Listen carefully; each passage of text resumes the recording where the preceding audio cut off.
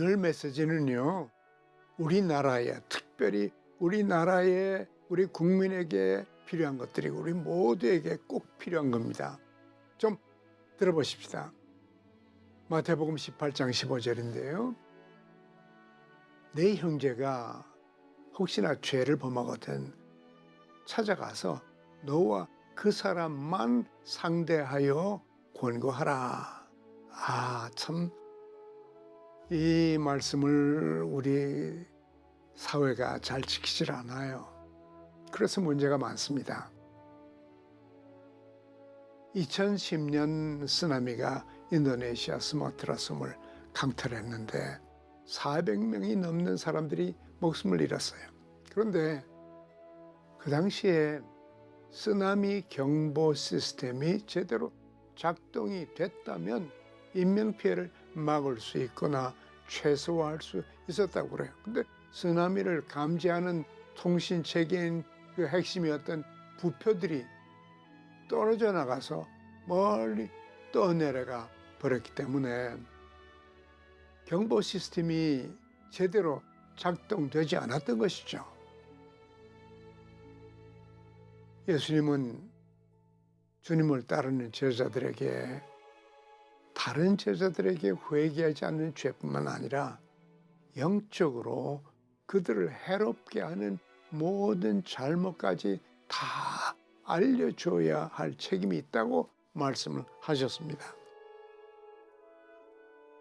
예수님은 다른 사람의 죄로 피해를 입은 신자가 해야 할 일을 설명하시면서 먼저 겸손하게 개인적으로 그리고 기도하는 마음으로 그 잘못된 그 죄를 그 신자에게 가서 권고해 주라.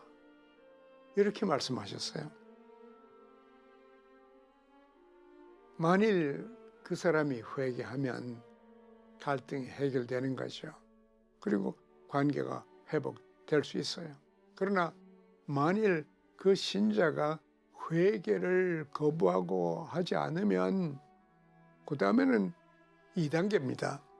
한두 사람이 같이 가서 갈등을 해결하는데 도움을 주라고 했습니다. 만일 죄를 지은 사람이 여전히 회개하지 않는다면 그 문제를 교회에 알려야 한다고 합니다.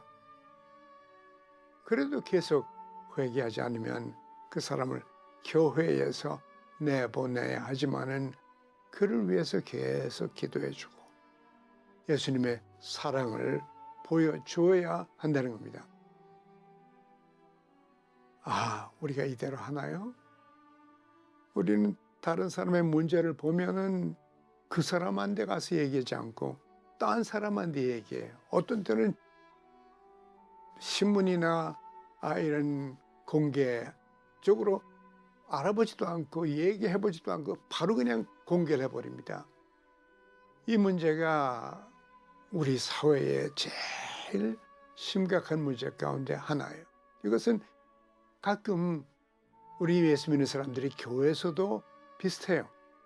언제나 문제가 있으면 그 사람에게 직접 가서 직접 대화를 하는 것이 그게 첫 번째 단계인데 이 단계를 거치지 않고 그냥 이 사람 저 사람한테 말하고 심지어 그냥 막 글을 써가지고 퍼뜨리고 우리 사회의 큰 문제입니다. 오늘 이 예수님이 주신 이 말씀을 우리가 꼭 기억하고 우리 사회에서 적응할 수 있길 바라요. 예수를 믿는 신자로서 우리가 회개하지 않는 죄의 위험성이 있죠. 그리고 우리 하나님 아버지와 다른 신자들과의 관계가 회복되는 기쁨에 대해서 사랑으로 서로 말해줄 수 있는 지혜와 용기를 달라고 여러분 또 제가 함께 기도하십시다. 그렇게 할 때에야 예수님께서는 우리 가운데 계실 것이다. 죄 문제가 있는 사람을 어떻게 겸손과 사랑으로 우리가 대할 수 있을까요? 또 회개하지 않는 죄의 위험에는 어떤 것들이 있을까요? 사랑하는 하나님, 죄에 빠져가는 사람들에게 사랑으로 말해 줄 수 있는 그런 사랑과 용기를 우리에게 허락하여 주옵소서. 예수님의 이름으로 기도드립니다. 아멘.